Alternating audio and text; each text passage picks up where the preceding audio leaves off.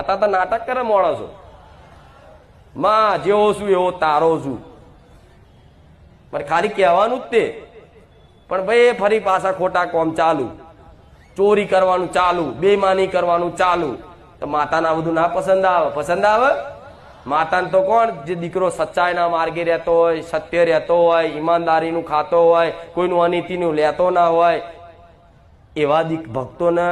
માતા વાલ કરે હવે આ તો માતાની દીવાબત્તી ભક્તિની આરતી ખૂબ કરતા હોય અને બાર ચોરી કરે બેમાની કરે કોઈને છેતરપિંડી કરે કોઈને ઉલ્લુ બનાવે તો માતા તમને કૃપા કરે કહો કદાચ આ વાતે સુધરી જાવ ને કે મારી જોડે ભલે